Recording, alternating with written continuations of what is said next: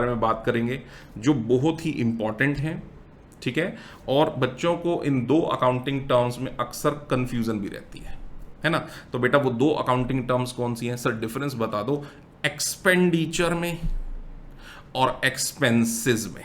देखो ये 8th number पे क्या लिखा बेटा मैंने, एक्सपेंडिचर, और 9 नंबर पे क्या लिखा बच्चे, एक्सपेंसेस। ये दो टर्म्स सर आपको कि सर क्या बात कर रहे हो सर, एक्सपेंडिचर का मतलब होता है खर्चा, हाँ मैं कब मना कर रहा हूं, खर्चा। और सर एक्सपेंसेस का मतलब भी होता है खर्चा, मैं इस पे से भी आपको डिनाई नहीं कर रहा, दोनों बातें ऐसी हैं। तो सर डिफरेंस नहीं है क्या बेटा, बहुत बड़ा डिफरेंस है एक्सपेंडिचर और एक्सपेंसेस में। सुनिएगा, ध्यान से सुनिएगा मेरी बात को। पहले 8 नंबर ट्रांजैक्शन पे बात करते हैं, सॉरी ट्रांजैक्शन कह रहा हूं, टर्म पे बात करते हैं। पहले 8 नंबर टर्म करते हैं एक्सपेंडिचर। बेटे एक्सपेंडिचर का मतलब होता है एक बिजनेसमैन अपने बिजनेस में या तो पैसा देता है, देखो हम लोगों को अपना काम करने के लिए एसेट्स भी खरीदनी पड़ती हैं, गुड्स भी खरीदनी पड़ती हैं, सर्विसेज भी खरीद। देखो अभी मैंने पीछे रिसिप्ट में आपको सेल बताया, हमने क्या क्या बेचा था, गुड्स सर्विसेज एसेट। तो खरीदना भी तो पड़ेगा सर, गुड्स सर्विसेज एसेट खरीदना भी पड़ेगा। तो या तो हम इन चीजों को नगद पैसे दे के ले लें, या हम पैसे दे के नहीं लें, हम अपने ऊपर एक लाइबिलिटी क्रिएट करवा लें कि भैया बाद में पैसे दे देंगे यार, अभी तो चीज दो ना, बाद में पैसे दे देंगे, है ना। तो एनी आउटफ्लो ऑफ कैश, या तो हमने पैसा दे दिया हो, और क्रिएशन ऑफ लाइबिलिटी, या पैसा दिया ना हो बट कमिटमेंट कर दो सर दे देंगे पैसा, अपने ऊपर लाइबिलिटी, है ना, फाइनेंशियल ऑब्लिगेशन अपने ऊपर क्रिएट करवा लिया हो for the purpose of acquiring. क्या क्या लेना है सर बिजनेस का, या तो बिजनेस में हमने एसेट्स खरीदनी है, या गुड्स लेनी है, और सर्विसेज लेनी है, तीन ही चीजों की बात होती है। तो अगर हम ये बात कर रहे हैं या तो कैश चला गया हो या हमारे ऊपर लाइबिलिटी क्रिएट की गई हो, तो हम कहेंगे हमने बिजनेस में किया है एक्सपेंडिचर। इसको बोलते हैं बिजनेस में हमने एक्सपेंडिचर किया है, ब्रॉडर टर्म है, एक्सपेंसेस से ब्रॉडर टर्म है, ठीक है। एनी आउटफ्लो ऑफ कैश और creation of liability for acquiring assets, goods और services is called the expenditure of the business. अब सर एक्सपेंडिचर को क्लासीफाई करूं, दो पार्ट्स में क्लासीफाई कर सकता हूं, या तो कैपिटल या रेवेन्यू।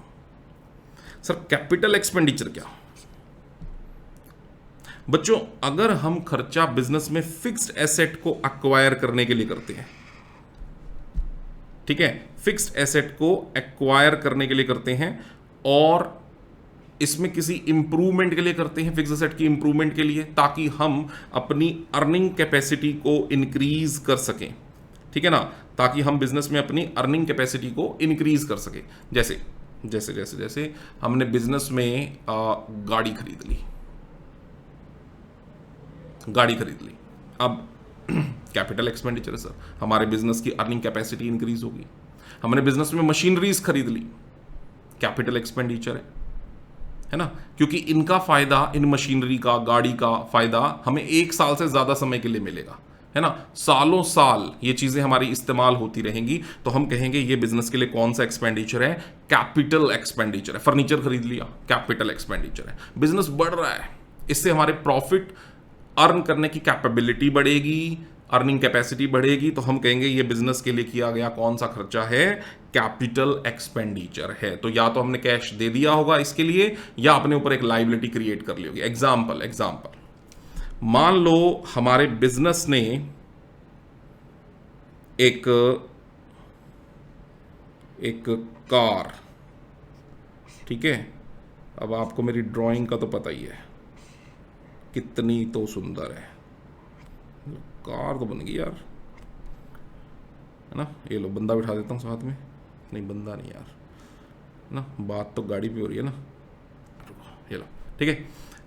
या तो हमने बिजनेस में कार जो खरीद ली हमने, ये लो जी, या तो बेटा कैश दे दिया होगा, लो जी कैश दे दिया होगा, या फिर हमने सामने वाले को कहा होगा भाई तेरे को बाद में पैसा दे देंगे, राइट। या इस गाड़ी के लिए हमने मतलब क्या ले लिया होगा, एक तरह से लोन ले लिया होगा, कार लोन, है ना, कार लोन ले लिया होगा और हमने कार खरीद ली, तो एक कार की खरीद हमारे बिजनेस में कौन सा एक्सपेंडिचर कहलाएगी? कैपिटल एक्सपेंडिचर सर, क्योंकि बिजनेस में फिक्स्ड एसेट्स आ रही हैं, ठीक है ना, लॉन्ग टर्म नेचर की एसेट्स आ रही हैं, और कैश या लाइबिलिटी हमने ऊपर ले ली, कैश दे दिया या लाइबिलिटी ले ली, कैपिटल एक्सपेंडिचर है। तो सर रेवेन्यू एक्सपेंडिचर कौन सा होता है? बेटा वो एक्सपेंडिचर जिसका पूरा का पूरा फायदा हमें सेम अकाउंटिंग ईयर में मिल जाएगा। सुनिएगा ध्यान से, सेम अकाउंटिंग ईयर में हमें उसका पूरा का पूरा फायदा मिल जाएगा, फुल बेनिफिट, और इससे हमारी कोई बिजनेस करने की कैपेबिलिटीज नहीं बढ़ती, कोई कैपेसिटीज नहीं बढ़ती बिजनेस की। सर क्या होता है फिर? हम अपनी एग्जिस्टिंग कैपेसिटी को मेंटेन करने के लिए इन खर्चों को करते हैं, इनको बोलते हैं रेवेन्यू एक्सपेंडिचर। लेकिन अगर रेवेन्यू एक्सपेंडिचर नहीं किए गए तो हम कैपिटल एक्सपेंडिचर का पूरा फायदा कभी नहीं उठा सकते। तो कैपिटल एक्सपेंडिचर का पूरा फायदा उठाने के लिए हम जिन खर्चों को करते हैं वो रेवेन्यू एक्सपेंडिचर होते हैं, और इनका पूरा फायदा हमें सेम अकाउंटिंग ईयर में मिल भी जाता है। सर एग्जांपल, बेटा कार खरीदी कौन सा खर्चा है? Obviously capital expenditure. लेकिन इस कार में बेटा अगर मैंने पेट्रोल डलवा लिया, अभी ये कौन सा खर्चा है? Revenue expenditure. सर क्यों?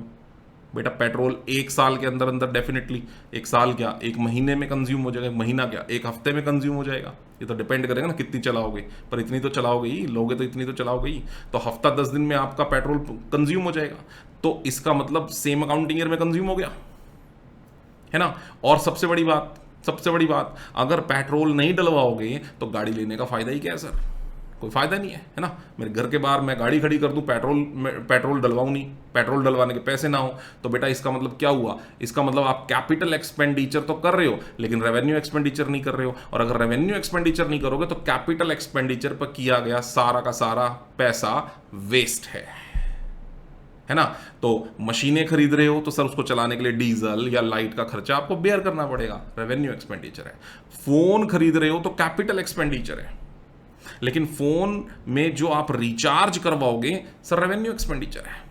अगर आप रिचार्ज नहीं करवाओगे तो फोन और सिम कार्ड के जो कैपिटल एक्सपेंडिचर आपने कर रखे हैं उसका कोई फायदा नहीं है, ठीक है ना। आप मकान बना रहे हो, कैपिटल एक्सपेंडिचर है, उसमें इलेक्ट्रिसिटी की फिटिंग करवा रहे हो, वो भी कैपिटल एक्सपेंडिचर है। लेकिन जो बिजली का बिल आ रहा है बेटा, रेवेन्यू एक्सपेंडिचर है। और अगर आपकी जेब में बिजली का बिल भरने के पैसे नहीं है तो ये कैपिटल एक्सपेंडिचर जो आपने बिल्डिंग और वायरिंग और बहुत बढ़िया जो फैंसी लाइटिंग लगा दी है उनका कोई फायदा नहीं है। तो मैं बेटा समझ में आ गया होगा सबको।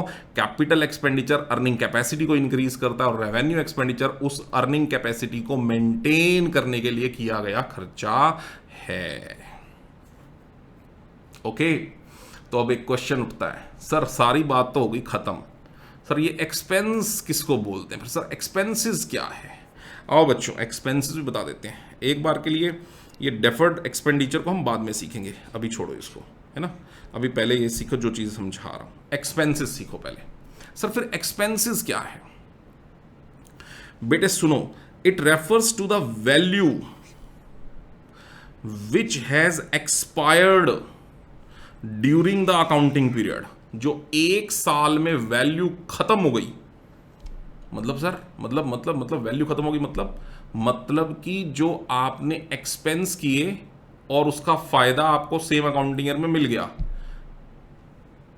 सर ये तो रेवेन्यू एक्सपेंडिचर बताया था आपने। नहीं बेटे, अभी डिफरेंस बताता हूं आपको, बड़ा बारीकी मामला है, बड़ा संगीन मामला है, ध्यान से सुनिएगा।